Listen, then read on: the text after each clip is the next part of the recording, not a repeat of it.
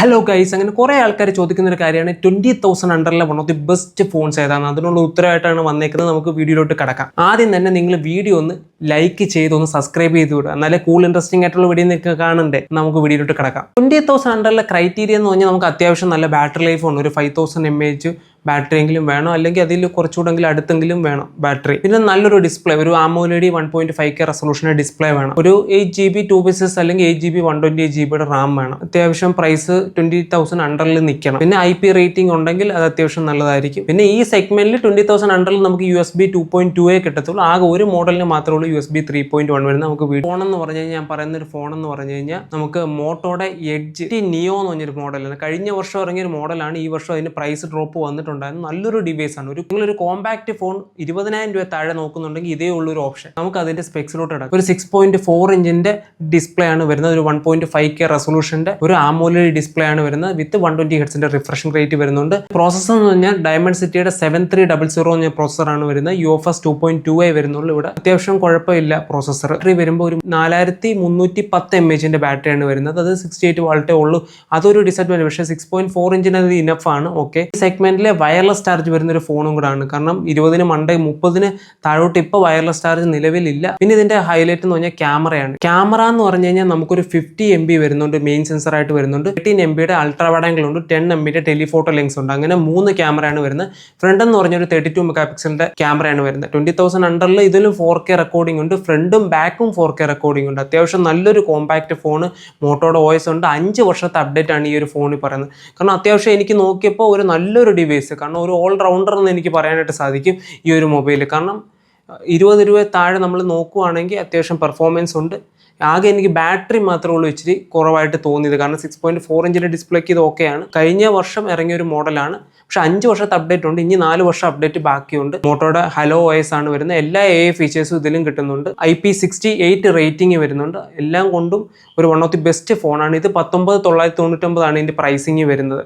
അത്യാവശ്യം bank discount ഒക്കെ കഴിഞ്ഞ് ഇതിനും താഴെ കിട്ടും. ഇപ്പോൾ ആമസോണിന്റെ ബിഗ് ബില്യൺ സെയിലൊക്കെ വരുന്ന സമയത്ത് നിങ്ങൾ നോക്കുക, ഫ്ലിപ്കാർട്ടിന്റെ ഒക്കെ വരുമ്പോൾ. അടുത്ത ഫോൺ എന്ന് പറഞ്ഞാൽ പോക്കോയുടെ ഫോണാണ്. പോക്കോയുടെ X7 എന്ന് പറഞ്ഞ ഫോണാണ്. ഇതിനൊരു ഡിസഡ്വാൻറ്റേജ് പറഞ്ഞാൽ ആൻഡ്രോയിഡ് 14 ഇത് വരുന്നുള്ളൂ. ഇനി ഫ്യൂച്ചറിൽ അപ്ഡേറ്റ് കിട്ടാൻ സാധിക്കും.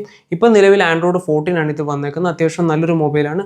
ഒരു 6.7 ഇഞ്ചിന്റെ ഒരു 1.5K റെസൊല്യൂഷൻ്റെ ഒരു AMOLED ഡിസ്പ്ലേ ആണ് വന്നേക്കുന്നത്. വിത്ത് ഗൊറില്ല ഗ്ലാസ് വിറ്റസ് 2 പ്രൊട്ടക്ഷൻ ഉണ്ട് ഈ സെഗ്മെന്റിൽ. ഫസ്റ്റ് ഗ്ലാസ് വന്നേക്കുന്ന ഒരു ഫോണാണ്. എന്ന് പറഞ്ഞാൽ ഡയമണ്ട്സിറ്റിയുടെ 7300U എന്ന് പറഞ്ഞ പ്രോസറാണ്. IP68 69 സർട്ടിഫിക്കറ്റും ഉണ്ട് ഇതിൽ വരുന്നുണ്ട്. പിന്നെ വരുന്നതെന്ന് പറഞ്ഞു കഴിഞ്ഞാൽ ഇതിന്റെ ബാറ്ററിയാണ് 5500 mAh ബാറ്ററി വിത്ത് ഒരു 45 വാൾട്ടിന്റെ ചാർജർ വരുന്നുണ്ട്. ക്യാമറ എന്ന് പറഞ്ഞൊരു 50 MB മെയിൻ ക്യാമറ, ഒരു 8 MB അൾട്രാ വൈഡ് ആംഗിൾ, ഒരു 2 MB മാക്രോ സെൻസർ, ഇങ്ങനെ 3 സെൻസേഴ്സ് വരുന്നുണ്ട്. അത്യാവശ്യം കുഴപ്പമില്ല ക്യാമറ എന്നേ എനിക്ക് പറയാൻ സാധിക്കത്തുള്ളൂ. OS ഒക്കെ ഓക്കെയാണ്. പോക്കോയുടെ OS ആണ് വരുന്നത്. ഷവോമിയുടെ റെഡ്മിയുടെ OS ആണ് ഇപ്പോൾ വരുന്നത്. 19,999 ആണ് ഇതിന്റെ പ്രൈസ് വരുന്നതെന്ന് പറഞ്ഞാൽ 8GB 128ന്റെ ഓഫറിലൊക്കെ അത് താന്ന് കിട്ടും. അടുത്ത ഫോൺ എന്ന് പറഞ്ഞാൽ ഒരു ബാറ്ററി ചാമ്പ്യൻ ആയിട്ടുള്ള ഫോണാണ്. 7300 mAh ബാറ്ററി വരുന്ന ഫോണാണ്. നമുക്ക് എല്ലാവർക്കും ഒരു iQന്റെ C10 T4 രണ്ടും ഒരു ഡിവൈസ് തന്നെയാണ്. റീബ്രാൻഡ് ചെയ്തിട്ടുണ്ട്. രണ്ടും അങ്ങോട്ടും ഇങ്ങോട്ടും റീബ്രാൻഡ് ചെയ്തേക്കുവാണ്. സെയിം സ്പെക്സും കാര്യങ്ങളൊക്കെയാണ് വരുന്നത്. ഇതിൽ വരുന്നത് 6.7 ഇഞ്ചിന്റെ ഒരു AMOLED ഡിസ്പ്ലേ ആണ് വരുന്നത്. വിത്ത് 120 ഹെർട്സിന്റെ റിഫ്രഷിംഗ് റേറ്റ് വരുന്നുണ്ട്.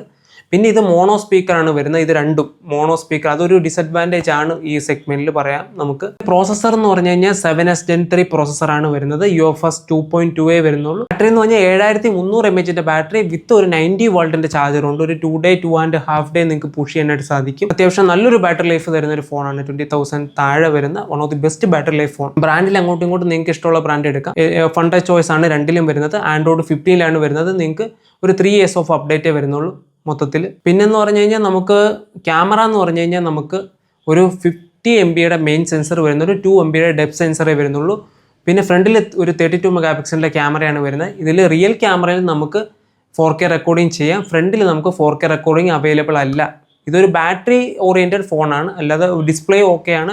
പിന്നെ ഡിസഡ്വാൻറ്റേജ് പറയുന്ന മോണോ സ്പീക്കർ ഉണ്ട്. എന്നാലും ഈ ഒരു സെഗ്മെന്റിൽ one of the best device എന്ന് പറയാം. കാരണം ബാറ്ററി ചാമ്പ്യൻ ആയിട്ടുള്ള ഡിവൈസ്. പ്രൈസ് വരുന്നത് വെച്ചാൽ 19,999 ആണ്. ഓഫറൊക്കെ കഴിഞ്ഞ് ചിലപ്പോൾ അതിലും താഴെ കിട്ടാൻ സാധിക്കും നമുക്ക്. അടുത്ത ഫോൺ എന്ന് പറഞ്ഞു കഴിഞ്ഞാൽ ഒരു ഒപ്പോയുടെ ഫോണാണ്. കാരണം ഒപ്പോ ഈ സെഗ്മെന്റിലൊക്കെ അത്യാവശ്യം നല്ല ഫോൺസ് ഒന്നും ഇറക്കാറില്ല. പക്ഷേ ഈ പ്രാവശ്യം എന്ത് പറ്റി നിർത്താൻ നല്ലൊരു ഫോൺ ഒപ്പോയുടെ K30 എന്ന് പറഞ്ഞൊരു ഫോൺ വന്നിട്ടുണ്ട്.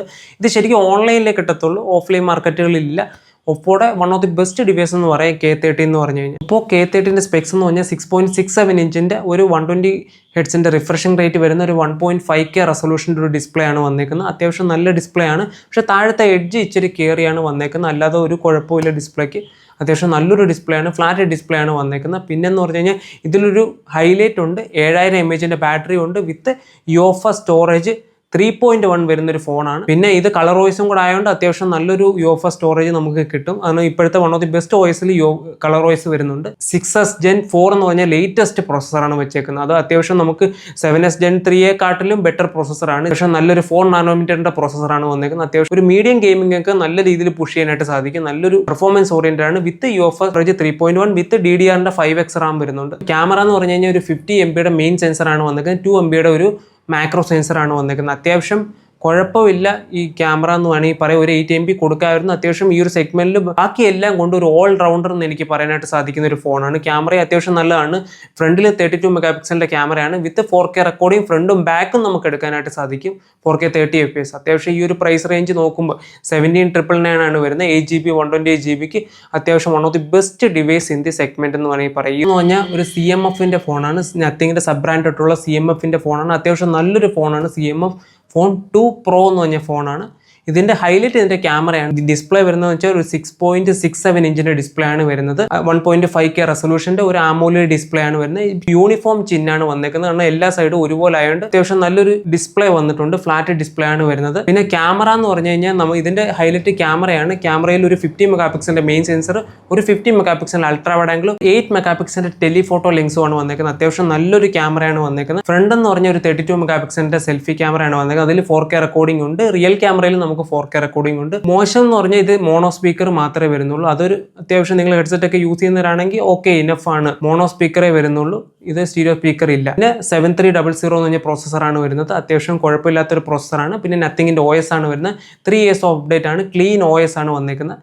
അത്യാവശ്യം നല്ലൊരു യുണീക്ക് ഡിസൈൻ വിത്ത് ബെസ്റ്റ് ക്യാമറ നല്ലൊരു ഡിസ്പ്ലേ സെഗ്മെന്റിൽ വരുന്ന നല്ലൊരു ഡിസ്പ്ലേ ആണ് വന്നിരിക്കുന്നത്. IP65 റേറ്റിംഗ് ഉണ്ട്. പിന്നെ ബാറ്ററി എന്ന് പറഞ്ഞാൽ ഒരു 5500 mAh ബാറ്ററിയാണ് വരുന്നത്. ഒരു 33 വാൾട്ടിന്റെ ചാർജർ വരുന്നുണ്ട്. നല്ലൊരു ഫോണാണ്. ബോക്സിൽ തന്നെ ചാർജർ കൊടുക്കുന്നുണ്ട് ഈ പ്രാവശ്യം. അത്യാവശ്യം ഓരോ ഓൾ റൗണ്ടർ എന്ന് പറയാം. ആകെ ഒരു ഡിസഡ്വാൻറ്റേജ് സ്റ്റീരിയോ സ്പീക്കർ ഇല്ല എന്ന് വേണമെങ്കിൽ പറയാം. UFS 2.2 വരുന്നുള്ളൂ. അത്യാവശ്യം നല്ലൊരു OS ഉണ്ടെങ്കിൽ UFS 2.2 നല്ലതാണ്. ഇതിന്റെ പ്രൈസ് വരുന്നത് വെച്ചാൽ 17,999 ആണ് വരുന്നത്. 8GB 128-ന് അത്യാവശ്യം ഓഫറൊക്കെ കഴിഞ്ഞ് കിട്ടും നിങ്ങൾക്ക് നല്ല പ്രൈസ്. പിന്നെ ഇത്രയൊക്കെ ഉള്ളൂ പറയാൻ. ഇത്രയും ഫോൺസുകളാണ് one of the best phones. പിന്നെ ഒരു ഫസ്റ്റിന്റെ നോട്ട് CE. പിന്നെ ഇത്രയൊക്കെ ഉള്ളൂ പറയാൻ. കാരണം അത്യാവശ്യം എല്ലാ ഫോണും കവർ ചെയ്തിട്ടുണ്ട്. പറഞ്ഞ ഫോൺസ് എല്ലാം നല്ല ഫോൺസാണ്. അതിൽ ഏറ്റവും അവസാനം പറഞ്ഞ ഫോൺസ് ഇത്തിരി ലേറ്റസ്റ്റും ആണ്. ഓൾ റൗണ്ടർ എന്ന് പറഞ്ഞ രീതിയിലാണ് പറഞ്ഞത്. പിന്നെ ഇത്രയൊക്കെ ഉള്ളൂ പറയാൻ. ഇഷ്ടപ്പെട്ട ഒന്ന് ലൈക്ക് ചെയ്യുക, ഒന്ന് ഷെയർ ചെയ്യുക, ഒന്ന് സബ്സ്ക്രൈബ് ചെയ്ത് വിടുക. നമുക്ക് ഇനി അടുത്ത വീഡിയോയിൽ കാണാം. ബൈ.